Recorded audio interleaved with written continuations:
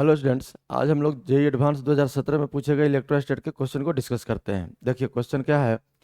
A point charge plus Q is placed just outside an imaginary hemispherical surface of radius R. देखिए ये सिर्फ surface है, sphere का बात नहीं किया जा रहा है, पूरा स्फेयर नहीं है, हेमीस्फेरिकल सिर्फ सरफेस है। ये हो गया इसका बेस और रेडियस दिया हुआ है R. Which of following statement is are correct, कौन सा स्टेटमेंट सही है। और एक प्लस क्यू चार्ज फिगर में दिख रहा है कि आउटसाइड द सरफेस रखा हुआ है। अब यहाँ से हम लोग पहला ऑप्शन देखते हैं, the electric flux passing through curve surface of hemisphere. Electric flux का वैल्यू दिया है, तो देखिए सबसे पहले तो ये फ्लक्स नेगेटिव है, इसलिए कि चार्ज अगर आउटसाइड है तो इस सरफेस से फ्लक्स नेगेटिव ही आएगा। और सब फ्लक्स का वैल्यू क्या होगा ये हम लोग निकाल लेते हैं। तो देखिए सरफेस जो है इसका बाउंड्री हो गया ये आपका बेस, हेमीस्फेयर का जो बेस है ये तो सर्कुलर होगा, यही डिस्क जैसा बिहेव करेगा और इसी के कारण हम लोग चार्ज के पोजीशन पर सॉलिड एंगल लिख के फ्लक्स का वैल्यू सॉल्व कर सकते हैं। तो फ्लक्स फाई बराबर क्या होता है, Q divided by 4 pi epsilon not और सॉलिड एंगल 2 पाई।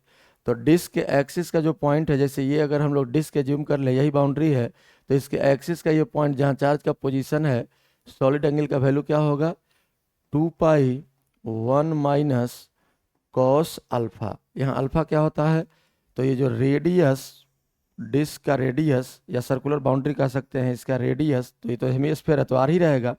ये चार्ज के पोजीशन पर जो एंगल बनाता है, तो चार्ज के पोजीशन पर देखिए यहाँ ये भी आर और ये भी आर, ये राइट एंगल ट्रायंगल हो गया, आइसोसेलेस भी है, तो ये एंगल हो जाएगा कितना 45 डिग्री। अब ये एंगल जब निकल गया तो यहाँ से हम लोग कॉस अल्फा का वैल्यू पुट कर सकते हैं और ये फाइनली फ्लक्स का वैल्यू हम लोग लिख लेते हैं Q divided by 4 pi epsilon not 2 pi 1 minus और कॉस 45 1 बाई रूट 2। तो 2 पाई से 4 पाई कट गया 2 टाइम्स और फ्लक्स का वैल्यू आ गया फाइनली कितना Q by 2 epsilon not 1 minus 1 by root 2। अब यहाँ देखिए मैग्नीट्यूड आपका पहला ऑप्शन में सेम यही है और माइनस लगा है, माइनस इसलिए कि चार्ज चूंकि आउटसाइड द सरफेस है तो इनकमिंग, ये देखिए हेमीस्फेरिकल सरफेस है, यहाँ हम लोग बेस को क्लोज नहीं मान सकते हैं।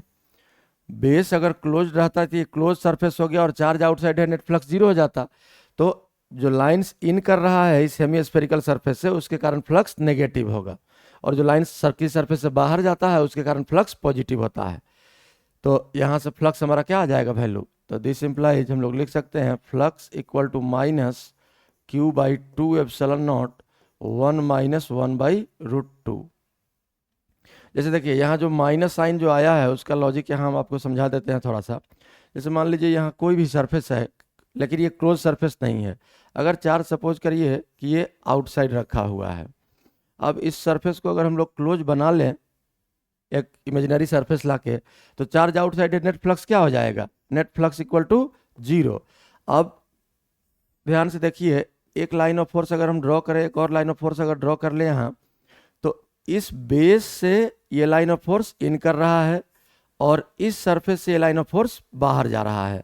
अगर इस बेस से आप फ्लक्स निकालने का कोशिश कीजिएगा integral E dot D S से, ध्यान से देखिए इसको E डॉट डी एस से, तो यहाँ इंटेंसिटी तो लाइन ऑफ फोर्स के टेंजेंशियल, यही इंटेंसिटी का डायरेक्शन हो गया, और डी एस यहाँ जो आप देखेंगे वो कर्व सरफेस, वो सरफेस के perpendicular.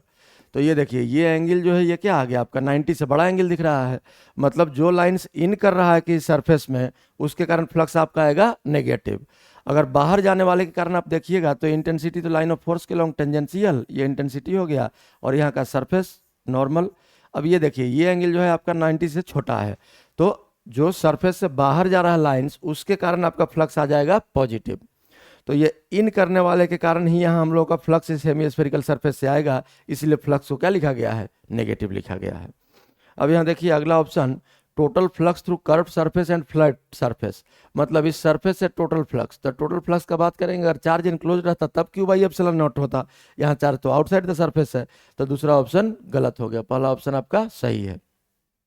The component of electric field normal to flat surface is constant over the surface. अब देखिए करा कि इलेक्ट्रिक फील्ड का कंपोनेंट बेस के नॉर्मल, सरफेस के फ्लैट सरफेस के नॉर्मल, तो नॉर्मल हम लोग किसी भी पॉइंट पर एक पॉइंट ले लेते हैं यहाँ P, यहाँ से मान लीजिए R डिस्टेंस पर ये पॉइंट लिया गया, स्मॉल r डिस्टेंस पर, और ये रेडियस है R।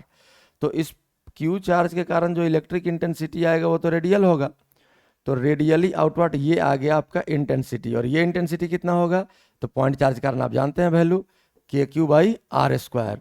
अब यहाँ देखिए ये जो डिस्टेंस है इस पॉइंट से, ये डिस्टेंस आपका पाइथागोरस थ्योरम से आर और कैपिटल आर के टर्म में निकल जाएगा root under R square plus capital R square, और इसी डिस्टेंस का स्क्वायर कर देंगे रूट हट जाएगा, तो ये हो गया R square plus R square.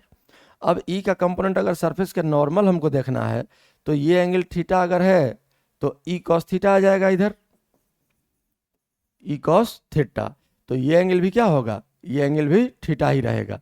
अब अगर इस राइट एंगल ट्रायंगल से आप कॉस थीटा का वैल्यू लिख लीजिएगा, तो देखिए ध्यान से ई कॉस थीटा का वैल्यू आपका आ गया कितना, E cos theta equal to E का वैल्यू है K Q by R square plus capital R square, और कॉस थीटा इस राइट एंगल ट्रायंगल से हो जाएगा capital R divided by root under R square plus R square, तो into R divided by root under R square plus R square.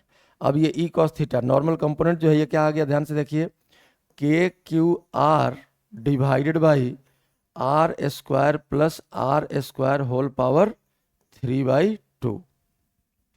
अब ये जो है ये देखिए स्मॉल आर का फंक्शन आ गया ई कॉस थीटा, मतलब ये जो परपेंडिकुलर कंपोनेंट है ये स्मॉल आर का फंक्शन आ गया, तो अलग अलग पॉइंट पर आर का वैल्यू अलग अलग होगा तो ये वेरी करेगा, लेकिन इस ऑप्शन में क्या कह रहा है, कांस्टेंट है, तो ये ऑप्शन कांस्टेंट नहीं है, तो ये ऑप्शन क्या हो गया आपका गलत। अब डी ऑप्शन देखिए, circumference of flat surface is equipotential. Flat surface का सरकमफेरेंस, तो ध्यान से देखिए इस सरफेस का इस कर्व का सरकमफेरेंस का हर एक पॉइंट इस क्यू चार्ज से इक्विडिस्टेंट है, तो इक्विडिस्टेंस से पॉइंट चार्ज के कारण पोटेंशियल का फॉर्मूला क्या होगा, के क्यू बाई डिस्टेंस, तो हर पॉइंट का पोटेंशियल क्या हो जाएगा, सेम हो जाएगा, तो ये ऑप्शन आपका सही है। अगर एक्सप्लेनेशन सही लगा हो तो वीडियो को लाइक और चैनल को सब्सक्राइब जरूर करें।